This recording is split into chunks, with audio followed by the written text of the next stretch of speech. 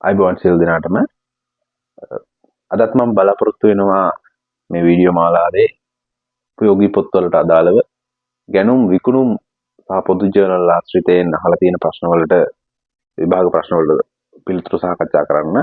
ඉතින් අද මම බලාපොරොත්තු වෙන්නේ 2022 O level අවුරුද්දේ 2022 O level පේපරේට කොහොමද උත්තරය තුනගන්නේ කියලා සාකච්ඡා කරන්න.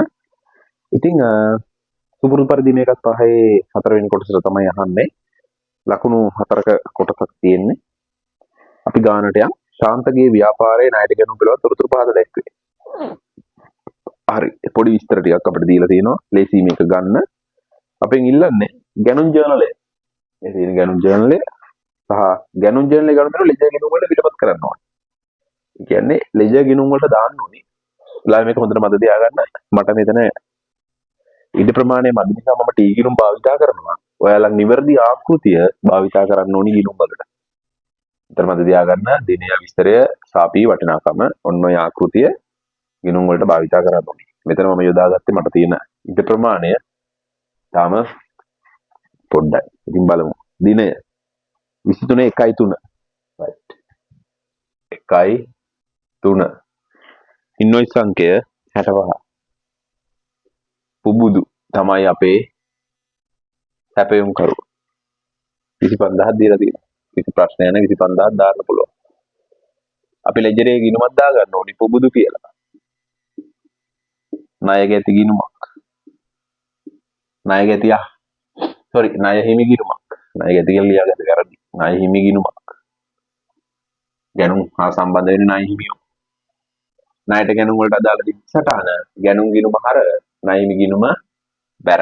දැන් ණය හිමි ගිණුම අපි බැර කරමු. 3 ගැනුම් ගිණුම කියලා ලියලා රුපියල් 25000ක්.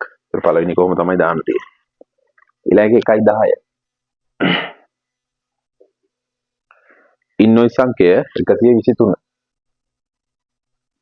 සැපයුම් කරු කවුද? අසංක. මුළු වටිනාකම රුපියල් 18000යි.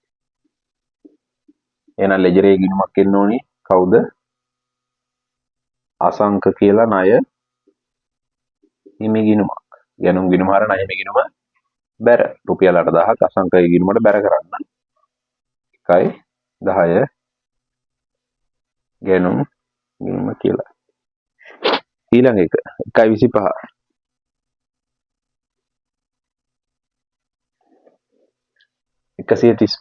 ඉන්වොයිස් අංකය සැපයුම් කරු සමාන රුපියල් 12000යි. තමන්ගේ ණයට අරන් තියෙනවා රුපියල් 12000ක්. ලෙජරේ සමන් කියලා ගිණුමක් එන්න ඕනි. ණය හිමි ඒක බැර වෙන්න ඕනි. ණය හිමි ගිණුම බැරනේ.